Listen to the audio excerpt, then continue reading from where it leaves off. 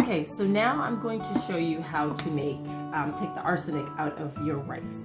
So we know that rice is one of those foods that has a very high arsenic content. Arsenic can be really detrimental on a number of different levels.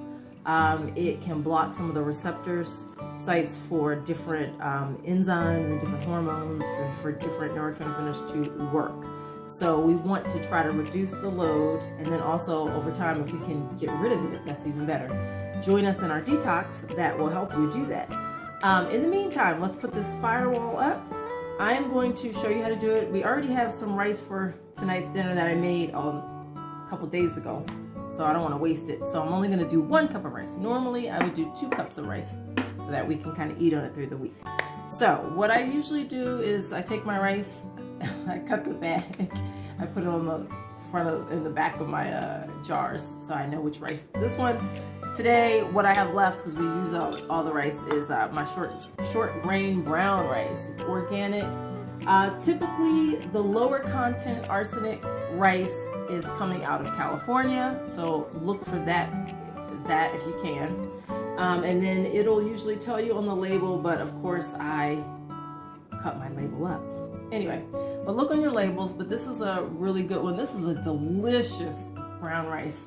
The longer and more you eat it, the nuttier and sweeter and more delicious it gets. And I'm going to tell you how delicious it gets. My kids usually like if I make a basmati or jasmine, like a white basmati or a white jasmine. White rices typically have less arsenic than the brown rice. However, we can remove a significant portion of arsenic, 60 to 80% of the arsenic, by doing this technique that I'm going to show you. But let me just, this rice right here, my kids end up, when they see me making it, they're like, oh man, I wanted the other rice. But I still make it because this is what we got.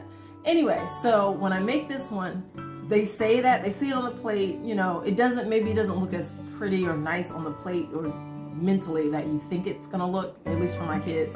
But then they'll start eating it, and then as they're eating, they'll like go back for seconds, because the longer, like I said, you chew it, the more you eat it, the better it tastes. Unlike basmati rice, jasmine rice have great flavors, but just, you can do a taste test with yourself. Try, the more whole grain something is, or the longer you chew it, the better it will taste, because the more you're breaking down the starches with the amylase, and so it's releasing more sugar, and so it'll be sweeter and sweeter the longer you chew it. So that is a good sign that you have a whole grain, a whole food. When the longer you chew it, the better it tastes, versus something that's a little more processed, where they've taken that outer grain off, and like a white jasmine and white basmati, because you can get brown of both of those. And so if you chew it for a longer period of time, you may not get that same sweet nuttiness that you get from the short grain brown rice. All right, enough of that. Now, what you're gonna do is take a cup of your rice, and of course you can totally, if you have difficulty with rice, soak it for 8 hours and soften it up. That's actually a really good technique to use in general. It helps with digestion. You can even soak it and put some seaweed in it, or you can cook it with seaweed, and some of the lectins that sometimes tear the lining of the GI tract a little bit, they'll actually act on that seaweed so that you kind of reduce some of that. Anyway, I'm just going to show you very quickly. Put it in the pot, and then I'm going to fill this pot up with water. I'm not even going to measure it. I'm just going to fill it almost to the top with water. And voila! Okay, it's filled. It's filled to the top with water now. And so you see how it's a lot of water. So I'm going to bring this up to a boil, and then drop it down to a simmer and let it go for about 8 minutes. Okay, so now I got it on my stove, and I have it up on my super boil burner. And we're gonna bring this up to a boil, like I said, and then we're gonna let it go for 8 minutes. I'm gonna set my timer so I don't forget, and then I'll get back to you. Okay, so now we have it up to a boil. It's boiling, and we're gonna let it go for 8 minutes.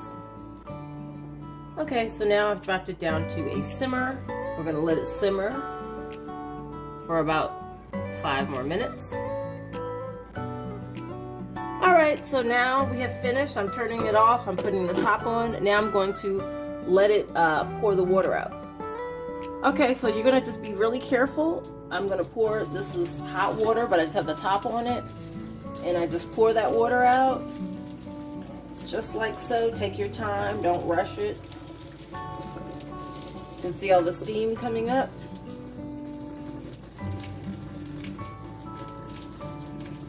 My rice, I can see it, looks great.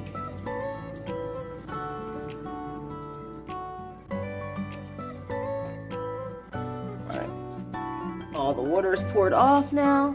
I'm going to return it to the stove and put back to boil.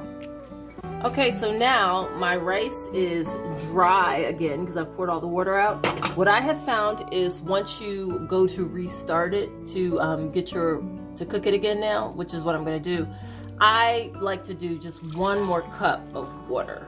I like to keep it to that 1-to-1 ratio instead of 2 cups of water to 1 cup of rice. Just keeping it the reverse. So I'm going to put all my little kernels down, and as you can see, the water it's just slightly above the rice. It's not even, it's just like skimming the top of it. But I'm ready to put my top on because I want it to steam and do well. And then I go ahead and I turn my burner back on, and now I'm going to let this cook for about another 15 to 20 minutes. If it was white rice, I probably would cook it for maybe 10 more minutes and then watch it. But you still want to watch it either way. All right, I'll check back in. So far, so good. So as you can see, it's covered. It's starting to steam and do what it needs to do. And we're just going to keep monitoring it and go from there. All right, so now we are done. And our rice is finished and it's ready to go.